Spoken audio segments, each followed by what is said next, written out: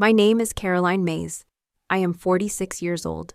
I am a retired Navy SEAL captain with 2 decades of service, 6 classified missions, and 4 medals that I never display. But none of that mattered to my family. They didn't care who I was or what I'd done. To them, I was always the failure, the disappointment, the one they could erase without consequence. That's why I was standing there on the cold marble floor of the Mays family estate during my father's inheritance ceremony.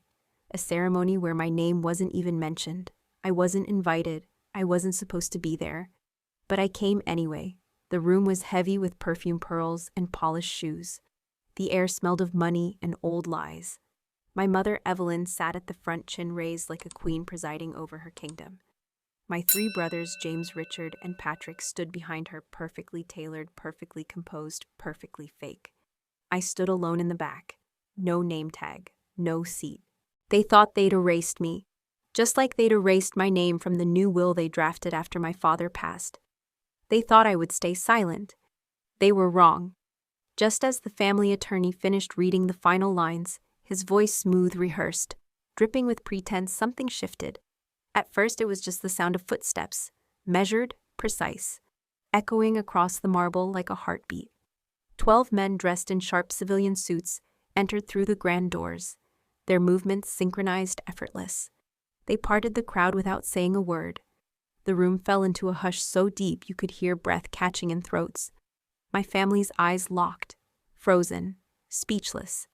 The truth was about to crash over them like a tidal wave. I stood still, not because I was afraid, but because I knew exactly what was coming. The lead man, a tall figure with graying temples, stepped forward. He reached into his inner pocket and pulled out a green embroidered patch. He held it high enough for everyone to see the insignia of our old SEAL unit. A single word stitched across it: guide. That was me. That had always been me. The 12 of them lined up facing the stunned audience. Then without a word, they raised their hands in unison and saluted me, Captain Caroline Mays. The room fractured. Gasps, murmurs. My mother's fingers gripped her pearls so tightly they nearly snapped. James, my eldest brother, turned pale. His lips parted, but no sound escaped. Richard dropped his wineglass. Patrick just stared, like he finally saw me for the first time. And I didn't move. I didn't smile. I didn't need to, because they had already lost. The truth had arrived without me saying a single word. 12 SEALs men I had led, saved, fought beside, had come not for riches, not for politics, but for me. Their presence was the verdict. Their salute was the justice. For years my family mocked me for failing, for not being the lawyer, the surgeon, the businessman they wanted, for not marrying, for not fitting the mold. When my father died, they erased me from the inheritance as easily as deleting a name from a page. But you see, some legacies can't be rewritten. They thought they could bury me under shame and silence. Instead, they buried themselves. In that moment, under the crystal chandeliers and the hollow applause of strangers, the truth stood taller than any of them. I wasn't the lost child anymore. I was Captain Caroline Mays. And as their eyes stayed locked, frozen, breathless, I let the weight of their choices settle exactly where it belonged on them. Not on me. Never again on me. I wasn't always Captain Caroline Mays. Once I was just the girl nobody believed in. I grew up in this very house, the same house where I stood silently at the inheritance ceremony. But back then, I wasn't invisible. I was worse. I was unwanted. The Mays family was built on perfection. My father, a federal judge with a handshake that could make or break political careers. My mother, a socialite whose approval was a form of currency in our town. And my 3 brothers, each one a shining star. James, the prodigy lawyer. Richard, the brilliant surgeon. Patrick, the rising politician. And then there was me, Carolyn, the daughter who never quite fit. I wasn't graceful like my mother. I wasn't ambitious like my brothers. I wasn't even particularly rebellious. I was simply different. And in this family, different meant defective. I remember the first time it truly sank in. I must have been 12. We were sitting at the grand dining room table, white linen, silver cutlery, the smell of expensive wine, and perfectly cooked roast. I had just brought home a school project. I was proud of a mechanical model I'd built for the science fair. I was grinning, beaming, even as I held it up. My father barely glanced at it. My mother sipped her wine without a word. But James? James smiled that cold, polished smile and said the words I would never forget. You'll never amount to anything, Caroline. People like you don't finish things. You'll give up. You always do. It was said casually, almost with amusement. The others laughed. I didn't. Something inside me, something small but sharp, snapped that day. It wasn't rage. It wasn't even sadness. It was the slow, quiet birth of resolve. I started staying out late, not in rebellion, but in search of space, any space where I could breathe without judgment. The more they pushed, the more silent I became. And when I turned 22, I did the one thing none of them saw coming. I enlisted. I didn't tell anyone, not my mother, not my brothers, not even my friends.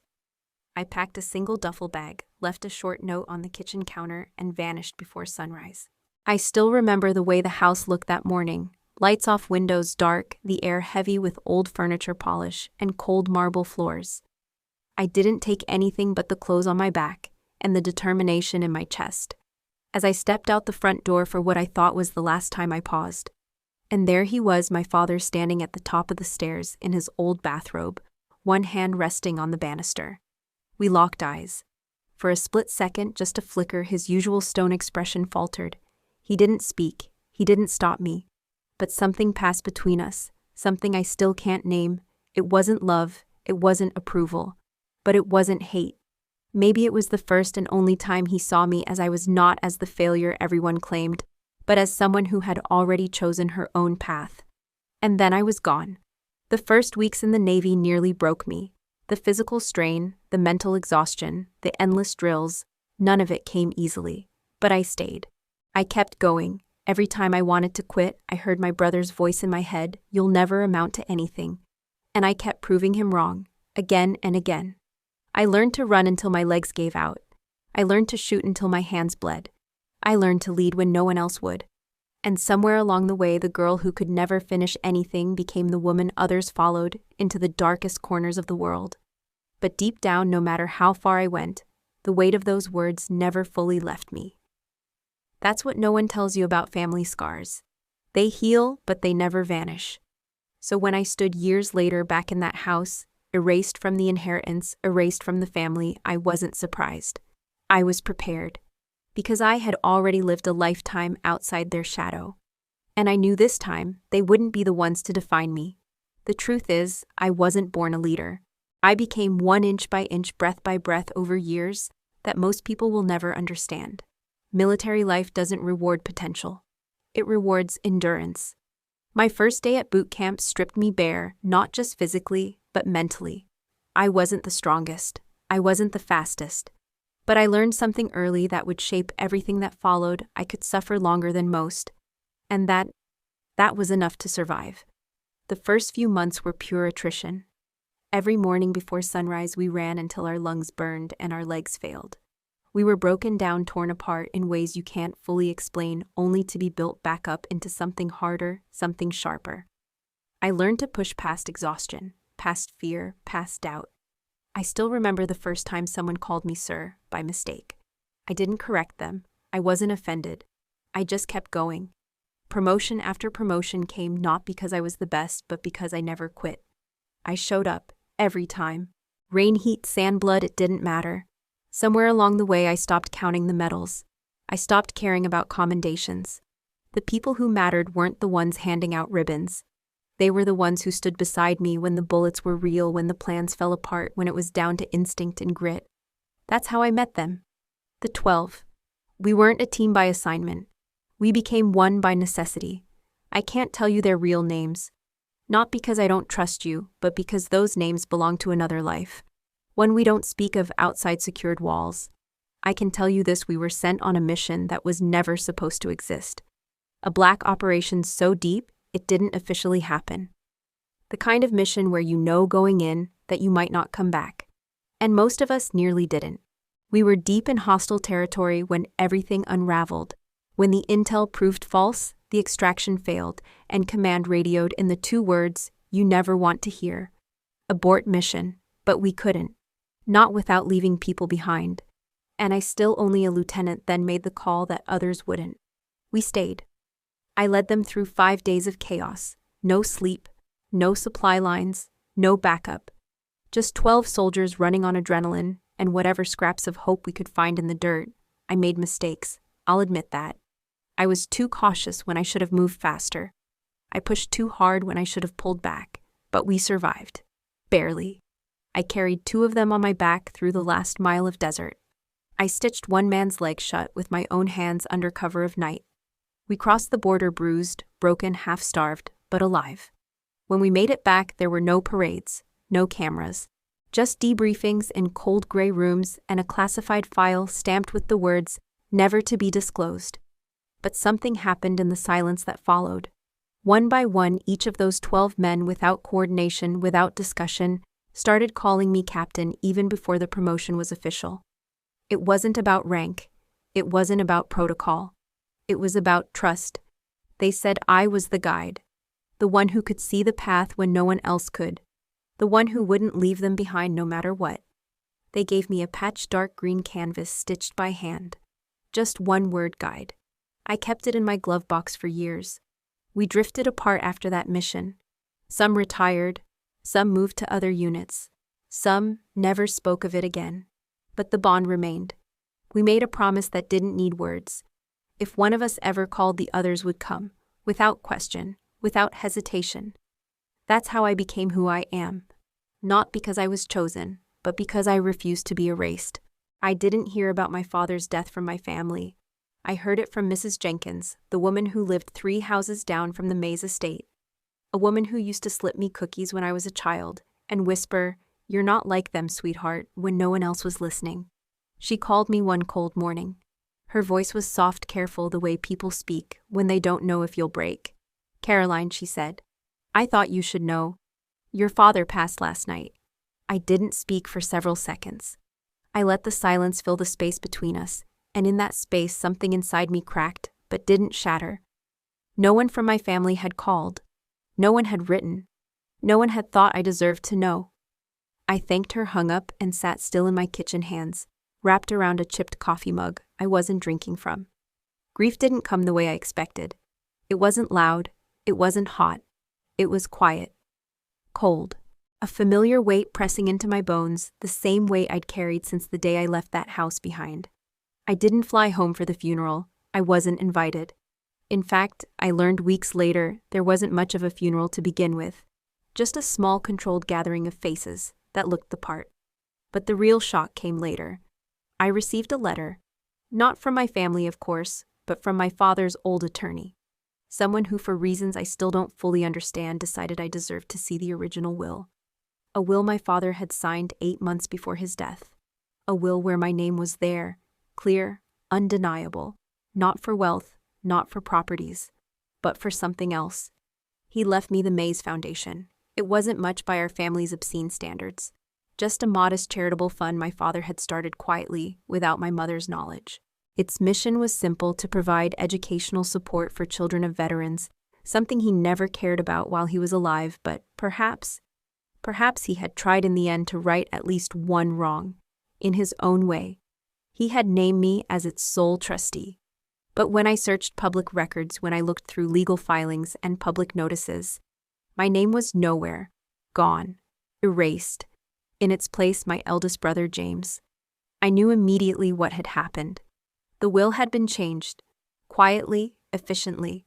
The new version bore none of the choices my father made in those final months. It was sanitized, polished. A document that once again kept the Mays family image intact, with me neatly written out of existence. No phone call, no explanation. They didn't even have the decency to lie to my face. And yet, I wasn't angry, not the way people expect. I felt something far colder, deeper. It was the same numb acceptance I'd felt as a child when I realized I would never be enough for them. The same dull ache I carried when I stood in uniform for the first time, knowing no letter of pride would come. It wasn't new. It was just another scar to layer on top of the old ones. I folded the letter carefully, placed it in a drawer, and poured myself another cup of coffee. I thought about my father, about the man he was, the man he tried to be too late. I thought about the last time I saw him standing on the staircase as I left for the Navy. The look in his eyes, not hate, not love, but something human. Something fractured. In that moment, I understood something that would carry me through what came next. Some battles are never meant to be won. Some are only meant to be survived. I wasn't going to fight them in court. I wasn't going to beg for inclusion. I had spent my life being erased. But this time I would write the ending, on my terms. People ask me sometimes, when they hear pieces of the story, why I didn't sue. Why I didn't fight for what was mine in court. Why I didn't expose them, drag their polished names through the dirt the way they tried to bury me. And the answer is simple. I wasn't raised to believe in justice through noise. I was raised to believe that some fights are won, not by shouting, but by standing still, when the world demands you kneel. So I didn't sue. I didn't call a lawyer. I didn't even tell my closest friends. Instead, I went back to work. Every morning, I rose before the sun laced my boots and stepped onto the training field, where I taught the next generation of military minds, civilians, veterans, young soldiers, how to read maps that would one day save their lives, how to move through darkness without being seen, how to stay alive when the plan falls apart. That work, it saved me in more ways than I can explain. I poured everything into it, my focus, my discipline, my need to matter somewhere somehow. And at night when the house was quiet, when the memories pressed too close, I would open the drawer in my bedside table and pull out the only token I kept from the life I left behind. A small worn patch, dark green canvas, faded stitching, one simple word embroidered across the center guide. It wasn't official, it wasn't sanctioned. It was a gift, a private badge of honor given to me by 12 soldiers who once trusted me with their lives. 12 men who survived because I didn't walk away when the odds turned against us. I kept that patch not because I needed the reminder, but because sometimes, on the hardest nights, I needed to feel that something I did still mattered, that I wasn't entirely invisible, that even if the people who shared my blood had chosen to erase me, there were others who remembered. And yet, even as I clung to that, another question haunted me. Was forgiveness necessary? Was it possible? For years the idea of forgiveness had been fed to me like medicine. My mother's Sunday sermons, my father's cold lectures about appearances and respectability. The world around me taught that to forgive was to heal, but I never bought into it. Not completely. The truth is, forgiveness isn't always healing. Sometimes it's just another form of surrender, another way to silence yourself for the comfort of others. And I'd spent too long being silent. So no, I didn't forgive. But I didn't hate them either. I chose something different. I chose distance. I chose to build a life in the spaces they never touched, in classrooms, in training fields, in conversations with young soldiers who didn't care about my last name, only about the knowledge I could pass on. I learned to find joy in small things. The way the morning light fell across the asphalt.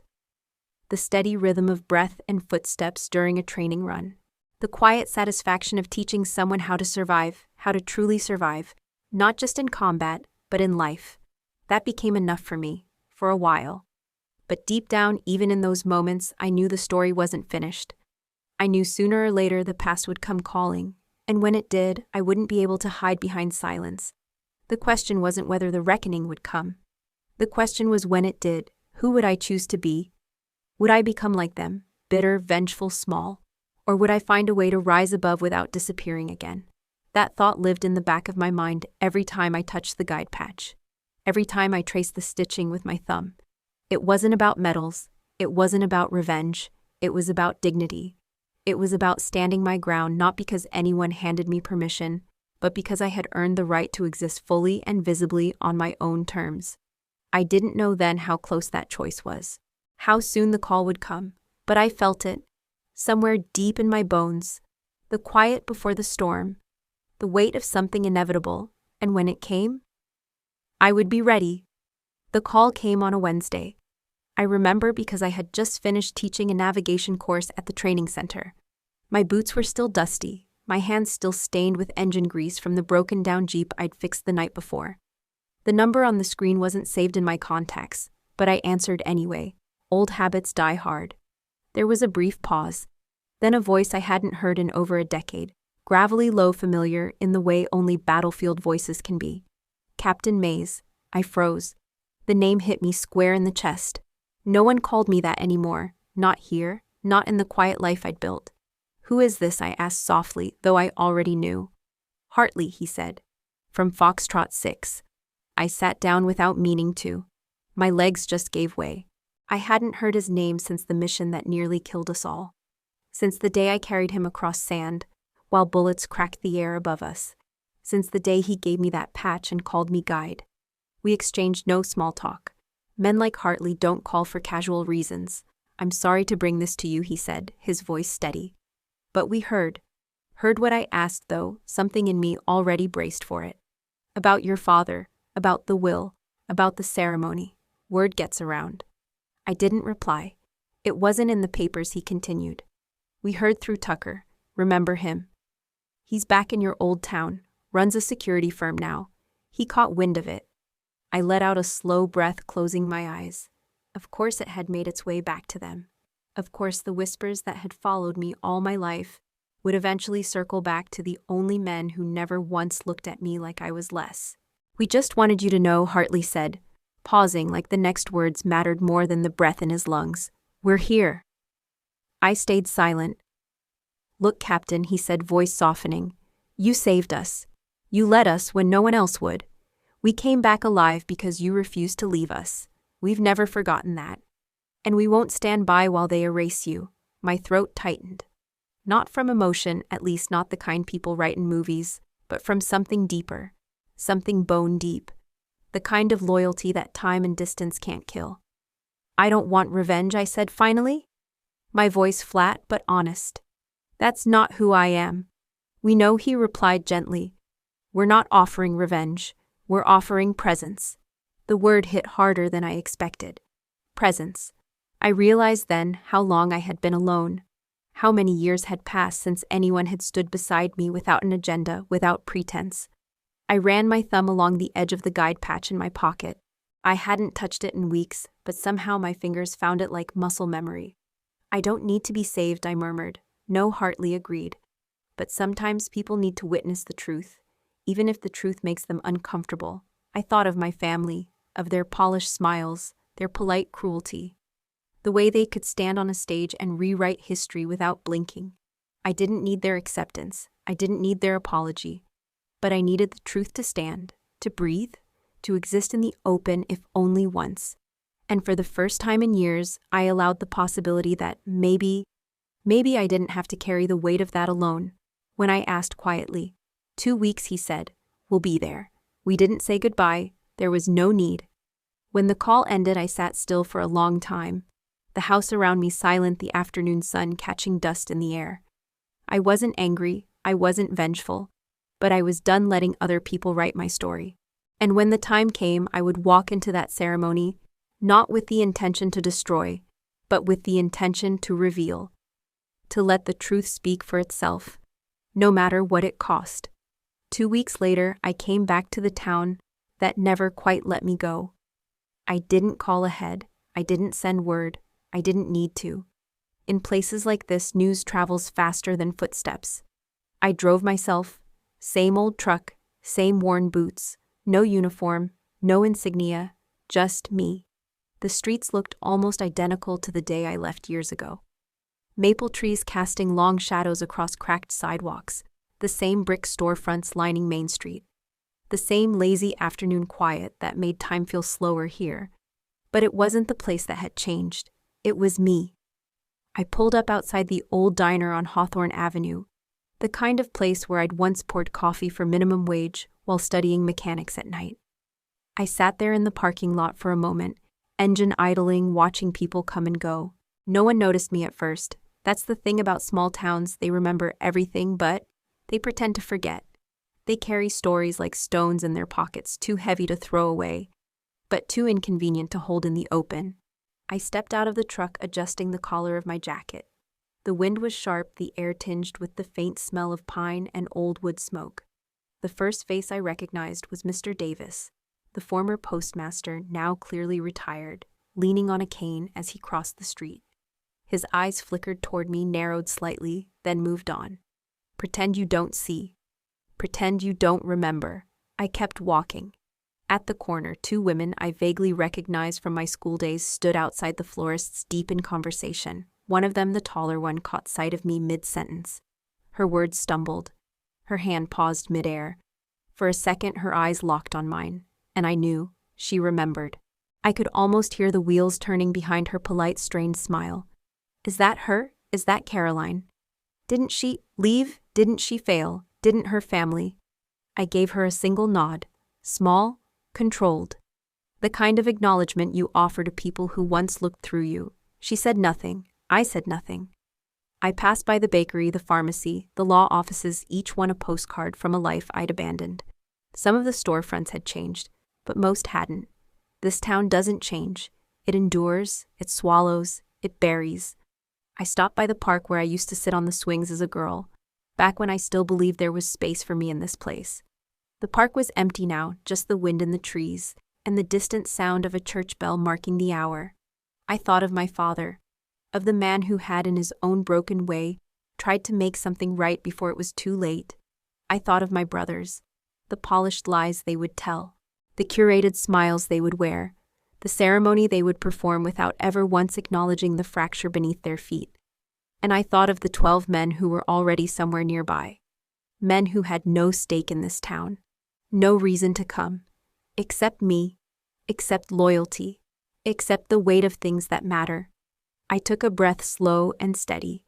I wasn't nervous, I wasn't afraid, but I was aware that this place still held power, aware that the ghosts here were not the kind you see, but the kind you carry.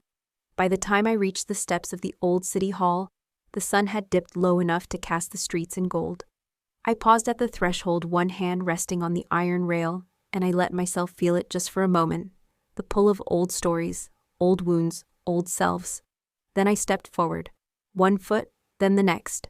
I wasn't here for war. I wasn't here for revenge. I was here to be seen, whether they liked it or not. I don't know why I agreed to dinner. Maybe some part of me, the part I thought I'd buried, still wanted to look them in the eye, still wanted to hear the words out loud instead of reading them between the lines. The dining room looked exactly the same, the chandelier, the long oak table, the fine china that only came out for company. Even the air felt unchanged, heavy with old money and older secrets. My mother sat at the head of the table, her posture flawless, as always, hands folded neatly in her lap. She wore pearl earrings I hadn't seen since I was a child. She didn't rise when I entered. She didn't smile. James, my eldest brother, was already seated, sipping from a glass of wine, his expression as polished as his shoes. The only sound for a long moment was the clink of silverware on porcelain as the staff laid down the final dishes. Then my mother spoke. Her voice was soft but sharp enough to cut glass. "You chose to leave, Carolyn," she said, without looking at me. "You don't have the right to return and make demands." I pulled out the chair furthest from them and sat. My hand stayed in my lap, my face blank. "I didn't come to make demands," I said quietly. "I came to tell the truth." James gave a small laugh, one of those dry, condescending sounds that made my skin itch. "Truth," he echoed. "What truth exactly?" "That you abandoned this family, that you threw away every opportunity you were given." His words didn't sting the way they once did. I'd built scar tissue thick enough for that. I held his gaze, calm, unblinking. "I didn't abandon anything," I said evenly. "I chose a different path." James set his wine down with a deliberate click. "You chose to humiliate this family. Every time your name comes up, do you know what people say? They ask about the black sheep. The daughter who never amounted to anything, who couldn't hack it in school, who ran away to play soldier." I said nothing. The words weren't new. They'd been rehearsed for years. My mother lifted her glass, took a small sip, then finally met my eyes. "There are certain expectations when you carry the Mays name," she murmured. "Expectations you never cared to meet." The weight of those words settled into the room like dust. Heavy, suffocating. I breathed slowly, counting in my head like I'd learned to do under fire. 1, 2, 3. When I spoke again, my voice was still soft. Dad didn't see it that way. That got their attention. James stiffened. My mother's eyes narrowed just slightly. I placed both hands on the table, fingers resting lightly against the wood. "He left me the foundation for a reason," I continued. "Because he knew I would use it for something real, not for appearances, not for legacy." My mother's lips thinned. That document has no legal standing. I nodded once, maybe, but it speaks louder than anything written on paper. Silence stretched. The clink of a spoon, the crackle of a candle. And then James leaned back, arms crossed, his smile cold. "You're not a maze," he said, the words deliberate. "You're a mistake we don't speak of. You left. You stayed gone. You don't belong here." Something in my chest tightened, not from hurt, but from memory. From every childhood dinner where I'd been invisible. From every family photo where I stood just slightly apart. I let the words sit. I didn't flinch. And then very calmly, I said the only thing I needed to. I never belonged here. I rose from the table, steady and unhurried. My mother said nothing. James didn't move. I walked out without slamming the door, without raising my voice. Because sometimes power isn't in what you say. It's in what you refuse to carry any longer. And I had carried their weight long enough. As I stepped away from the table, I caught sight of him. Patrick, the middle brother, the quiet one. He hadn't spoken during the dinner, not once. He hadn't defended me, but he hadn't joined the attack either. He'd sat there, hands folded, expression unreadable, his eyes flicking between me and the others, like he was watching a chess game he didn't want to play. And for just a second, barely more than a breath, our eyes met. Something shifted. It wasn't pity. It wasn't approval. It was hesitation. Patrick had always been different from James. Where James was sharp edges and cruel precision, Patrick was softer, more careful with his words. Growing up, he was the one who read books in corners, who avoided conflict, who stayed quiet even when the others mocked me. But he also never intervened, never stopped them, never stood between me and the sharp teeth of family tradition. As I moved past him that night, he didn't look away. He held my gaze. Something passed between us, an unspoken weight neither of us named. And in that moment, I saw it. The fracture, the crack beneath the polished surface, the doubt. I didn't stop walking. I didn't say a word. But I carried that look with me as I stepped back into the night air. Because even the smallest hesitation, even the quietest doubt, can be the beginning of something. I didn't know then if Patrick would ever find the courage to stand on the right side of this story. But I knew deep down that he wasn't like the others. Not completely, and sometimes it's the ones who say the least who end up saying the most when it matters. The wind picked up as I reached the sidewalk. My hand brushed against the patch in my pocket. Guide. The reminder of who I had become.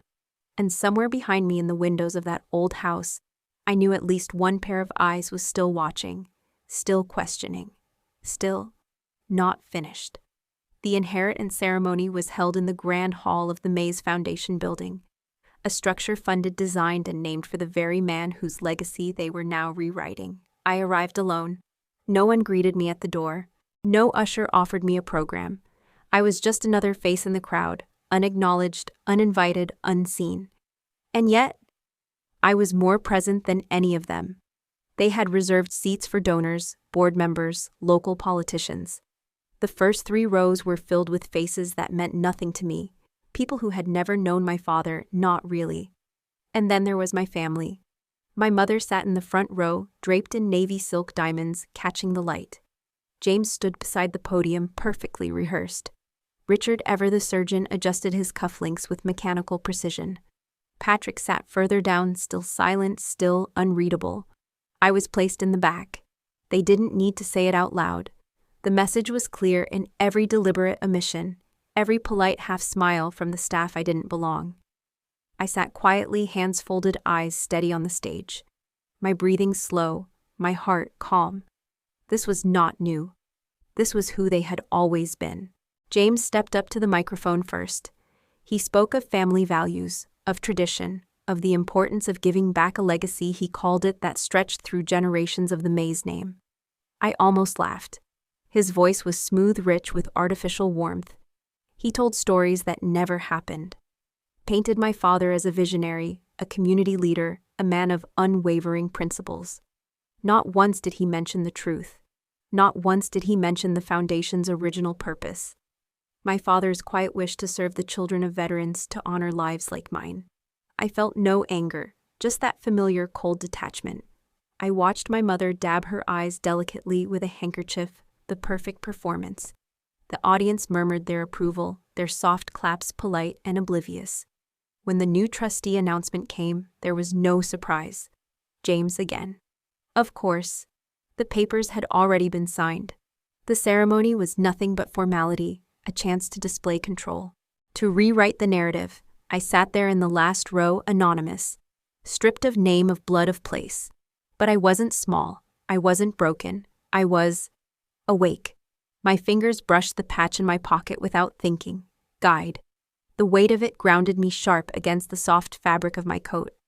I thought of the years they erased me, the holidays where my name wasn't spoken, the letters that never came, the birthdays where I was nothing more than a distant echo they politely ignored. And yet here I was, still standing, still breathing. The speaker shifted to my mother next. She rose gracefully, her voice honeyed and thin. She spoke of sacrifice, of unity, of the importance of family. And I, sitting among strangers, the child she pretended not to have let out the smallest breath of a laugh. It was involuntary, soft, but real, because the absurdity of it was too much. Sacrifice, unity, family. She hadn't once called me since my father died. She hadn't asked where I was. She hadn't even bothered to send a copy of the new will. I found out through whispers. And yet here she stood, draped in wealth, hands clasped over a heart I wasn't sure she still possessed, and she spoke as if these words belonged to her. I let her finish. I didn't interrupt, because some lies collapse under the weight of their own repetition. When the applause came, I stayed seated. I didn't clap. I didn't rise. I remained still, letting the sound wash over me like distant thunder. They could have their ceremony. They could have their curated narrative, but I knew something they didn't. I knew what was coming. I knew I wasn't alone, and for the first time in my life, I didn't feel the need to fight for their recognition, because I already had something far stronger. I had the truth. And soon, so would everyone else. It happened without warning. One moment the audience was clapping politely, the sound a hollow shell around carefully chosen words. The next, the heavy double doors at the back of the hall creaked open, slow, deliberate, drawing every eye in the room. The applause faltered. The air shifted. 12 men entered. They moved in perfect unison. Measured steps, crisp suits, eyes forward. The weight of their presence hit the room like a silent detonation. No one spoke. No one moved. I felt my breath catch, not in fear, not in surprise, but in something deeper. Recognition, reverence. They hadn't told me they were coming. I hadn't asked them to. But they were here, 12 soldiers. 12 men I had once led through a mission none of us were supposed to survive. Men I hadn't seen in years who owed me nothing except the quiet, unspoken bond forged in fire and loss. The sound of their footsteps filled the hall, steady, rhythmic, unhurried, as they moved down the central aisle. Faces turned. Whispers rose in hushed confusion. My mother stiffened in her seat. James froze mid-sentence at the podium. Even Patrick, seated off to the side, looked up sharply, something unfamiliar flickering behind his eyes. I didn't move. I sat perfectly still as the 12 reached the front of the hall, forming a single line between the stage and the audience. Their hands clasped behind their backs, their expressions calm but unyielding. The lead man, Hartley, stepped forward. His voice, when it came, was low but carried effortlessly to the furthest corner of the room. "We're sorry to interrupt," he began, his eyes sweeping briefly over the audience, then resting on the faces seated at the front. "But we couldn't let this moment pass without speaking the truth."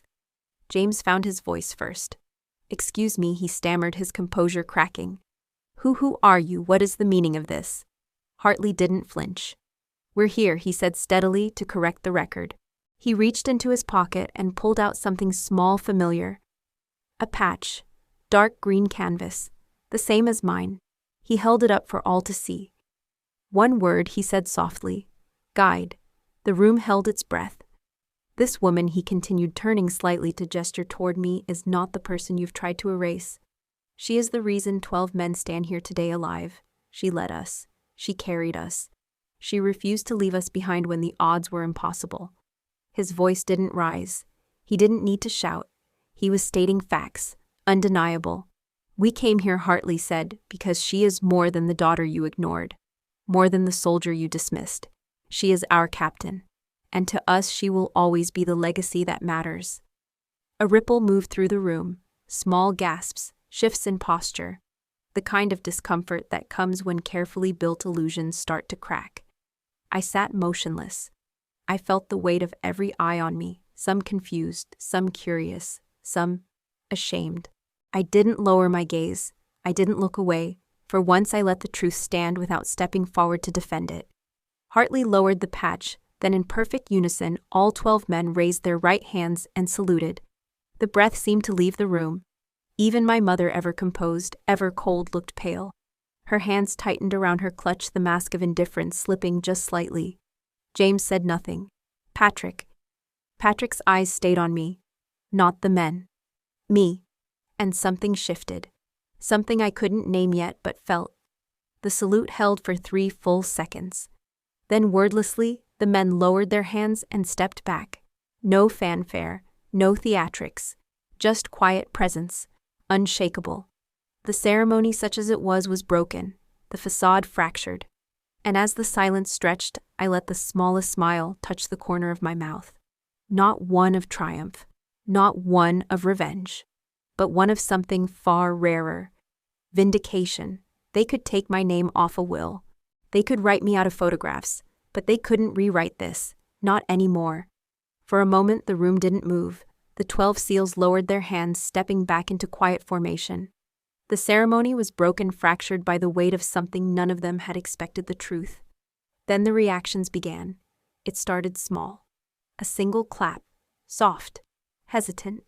Someone, an older man in the 3rd row, rose to his feet, his hands coming together. Another followed. A ripple, uncertain but growing. But not everyone clapped. Some sat frozen, their faces locked in polite confusion, their eyes darting between the stage and the soldiers. A few shifted uncomfortably in their chairs, arms crossed, expressions tight with disapproval. And some didn't move at all. My mother. Her hands stayed perfectly still on her lap. Her chin lifted, her eyes glassy but unblinking. The same cold perfection I'd known all my life. Even now, even with the truth laid bare before her, she refused to shift. James, my eldest brother, was another story.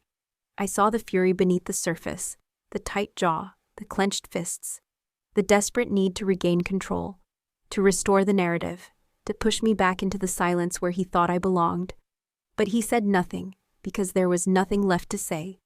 And then there was Patrick. He hadn't spoken during the ceremony. He hadn't stood with the others. But in that long, stretched silence, I saw it. His eyes lowered. For the first time, he didn't meet my gaze. He didn't look at the crowd. He stared down at his hands, at the floor, as if something had cracked deep inside. And I knew.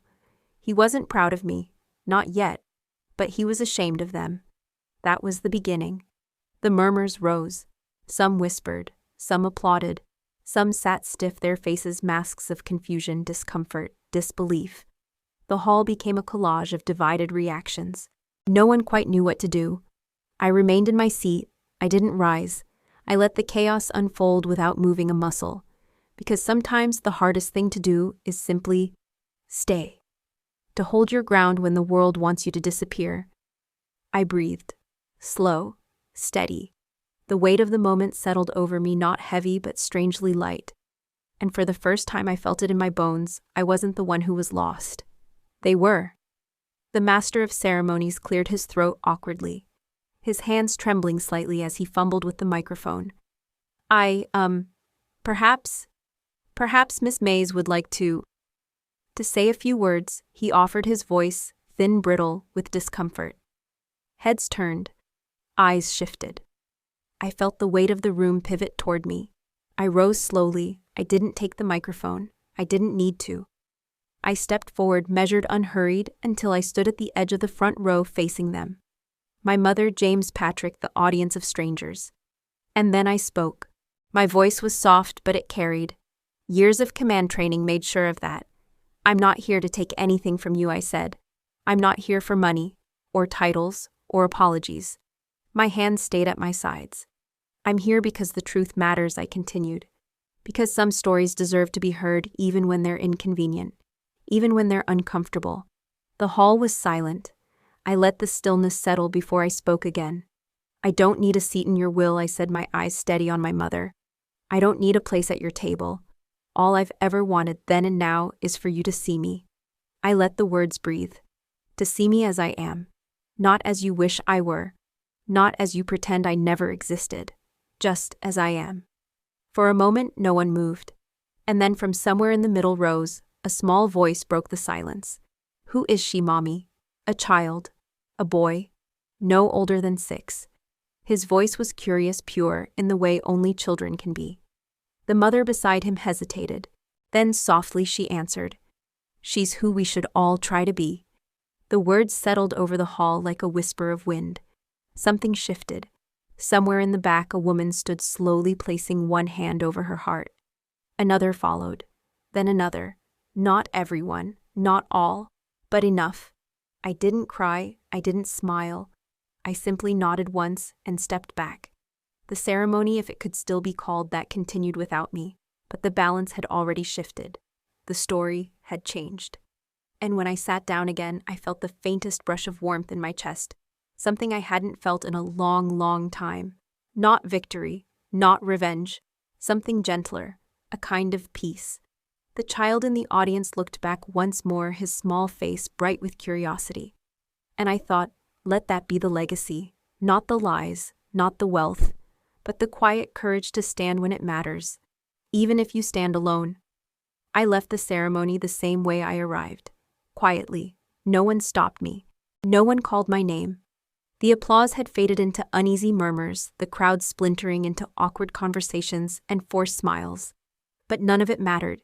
The weight I had carried for years, the need to be seen, to be acknowledged by people who had always refused me, was gone.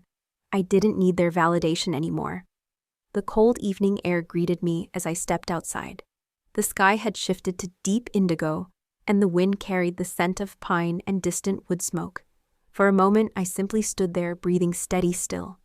Then they appeared. The 12. Hartley and the others standing in quiet formation beneath the soft glow of the street lamps. No words, just presence, the same way they'd always stood shoulder to shoulder, unshaken. As I reached them, each man straightened, then raised a hand in one final salute. 12 hands, 12 lives, 12 silent tributes. I returned the gesture, not formally, not with ceremony, but with the simple, deliberate touch of my hand to my heart over the place where the patch still lay beneath my jacket. They held their salute for a breath longer. Then they lowered their hands and quietly stepped aside. No goodbyes, no fanfare, just the quiet respect of those who understand that some moments speak louder in silence. As I moved past them, I caught movement to my right. Patrick. He wasn't part of the formation. He stood alone, hands in his pockets, his expression unreadable. For a heartbeat, I wondered if he would turn away, if he would let the moment slip past like so many others before it. But he didn't. Instead, he stepped forward just enough to meet me where I paused. Our eyes met. And he said the only words I think he could manage. I was wrong. Simple. Unadorned. I held his gaze for a moment longer, then nodded. I didn't need more than that. We both knew too much had been said without words for too many years. Some things couldn't be fixed. Some scars would never fade. But acknowledgement, even the smallest acknowledgement, matters. I left him standing there and walked on, towards something new, towards something mine. It took less than 6 months to set the foundation right. I didn't have to fight publicly. I didn't have to call reporters or light fires in courtrooms. The law, when followed properly and quietly, tends to speak for itself. The original will, the one my father had signed, was verified. The Mays Foundation was restored to its intended purpose. No headlines, no family meetings. Just a quiet letter from a firm downtown confirming what I already knew. The truth had found its way through, but I didn't take the money for myself. Instead, I used it to build something new. The center opened on a cold autumn morning in a converted warehouse on the edge of town. No ribbon-cutting ceremony, no photographers. Just a simple wooden sign above the door, the Guide Center. Inside, we built what mattered, a space for veterans to find community, for teenagers. To learn trades, for people who had been told they were less, to discover they were always more. I didn't give speeches, I didn't put my name on the wall. But I hung one thing right above the entrance to the workshop. The patch, the same dark green canvas with the word Guide stitched across it. And below it in smaller letters, One final edition Captain Maze. No gold frames, no spotlights, just quiet presence. I spent my days teaching kids how to fix engines, how to build something with their hands, how to solve problems without waiting for permission. I taught veterans how to transition, how to carry the weight of service into civilian life without drowning under it. Some days were quiet, some days were hard, but every day felt real. And somewhere in the rhythm of those hours, something in me healed. I still carried the scars, I still heard echoes of old voices in the back of my mind. But I no longer let them steer me.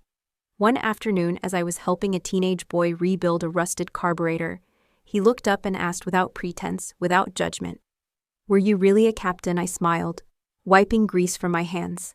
"Yeah," I said softly, "I was." He grinned, nodding like it made perfect sense, like it fit. And in that small, unguarded moment, I realized the truth I'd chased my whole life had been here all along. It was never about titles, never about inheritance. It was about building something that lasts beyond you, something that leaves people better than you found them. And that was a legacy no one could take away. I sit on the front steps of my house most evenings, nothing fancy, just an old porch, a rusted chair, and the same beat-up truck I've driven since before my hair started turning silver at the edges. The sun dips low, setting fire to the sky, and the air smells like dust engine oil and pine. That's when I think about everything. About the journey that brought me here. About the weight I carried for so long. About the truth I finally stopped running from. I never imagined my life would end up this way. When I was young, all I wanted was to belong, to fit into the shape my family carved for me. I bent myself into knots trying to be what they needed, what they expected. And when I couldn't, when I finally stepped away, I thought I was walking into nothing. I thought I was alone. But the truth is, family isn't where you're born. Family isn't blood or names on legal documents. It's not the last name you carry or the legacy others try to hand you. Family is who stands with you when you have nothing left to give. Family is who shows up without being asked. Family is who you choose. That's the lesson I learned. That's the truth I came to live by. I built a life outside their shadows. I built a community where scars weren't something to hide, but something to honor. I built a place where kids who didn't fit the mold could find their footing, where veterans who felt invisible could be seen. And more than anything, I built myself, not into what they wanted, but into who I was always meant to be. I still carry the patch. I still remember the weight of that final salute. But these days, I find peace in smaller things. The hum of a well-tuned engine, the laughter of a child learning something new, the simple act of waking up without regret. I've lived, and I'll keep living on my terms, in my own way. And no one, no name, no lie, no omission can take that from me. Most afternoons you can find me in the workshop. There's always something that needs fixing: an old carburetor, a loose belt, a clutch that just won't catch. Today it's a boy, 12, maybe 13. All elbows and nerves. He reminds me of someone I used to know, someone who once sat at the back of the room, always second-guessing, always wondering if they'd ever be enough. His hands shake as he tries to loosen a bolt. I kneel beside him, guiding his fingers. "Take your time," I say softly. "There's no rush." He frowns. "I'm not good at this." I smile, wiping grease from my palms. "You don't have to be good today. You just have to try." He glances at me, uncertainty in his eyes. "But what if I mess it up?" I hold his gaze.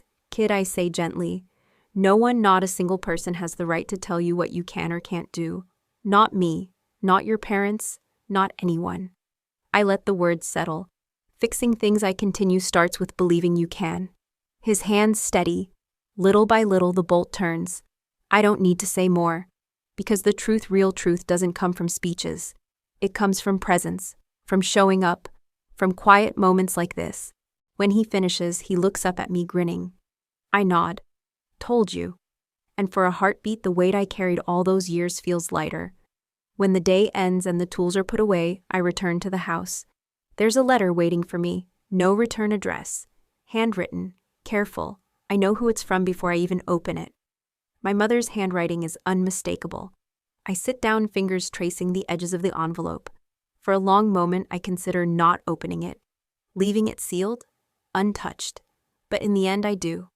The letter is short, No apology, no explanation. Just 3 words: you are blood. I fold the paper slowly. I don't cry. I don't rage. I tuck it into the bottom of an old wooden box, the one where I keep fragments of the life I left behind: photos, medals, the original patch. Some things need to be put away, not forgotten, but released. I step outside again. The sky is wide, open. The wind is soft against my face. And I think to myself, this is it. This is what freedom feels like. They can erase me from their photographs. They can rewrite their stories. But they cannot erase me from myself. And in the end, that's enough. That will always be enough. Before we say goodbye, I'd love to ask you something. Where are you watching from? Is it a quiet morning with a warm cup of coffee in your hands, the sun just beginning to rise? Or is it late at night when the world feels still and stories like this keep you company? Let me know in the comments. I read everyone with gratitude. And if this story touched your heart, please consider subscribing to the channel, not just to hear more stories like this, but to be part of something more, a community that still believes in kindness, in healing, and in second chances. Thank you for spending your time with me today. Wherever you are, whatever chapter you're living through, I hope you carry this story with you.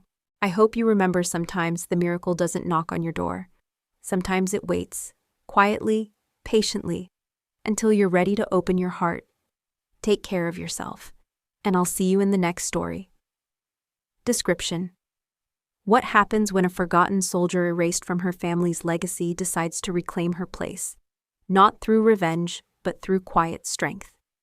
This is the powerful story of Carolyn Mays, a decorated military captain betrayed by her own bloodline, disowned from her inheritance, and silenced at the very ceremony meant to celebrate her father's life. But when 12 Navy SEALs from her past step forward to rewrite the truth, everything changes. This isn't just another revenge story. It's about dignity, resilience, and the quiet revolution of choosing to live on your own terms. If you love stories of military courage, emotional transformation, and smart, dignified payback, this one will stay with you long after the screen fades. Watch now and discover why sometimes the best revenge is becoming untouchable. Thank you so much for watching and supporting Revenge. Dismantled pinned comment: how would you rate Caroline May's story from 0 to 10? Drop your score below. We read every single one. Also, where are you watching from? Let's build a global community of people who believe in kindness, resilience, and second chances. Comment your location. We'd love to know. And don't forget to subscribe and share this story with your friends. Your support brings us closer to our 1K subscriber milestone and motivates us to create more inspiring stories like this one.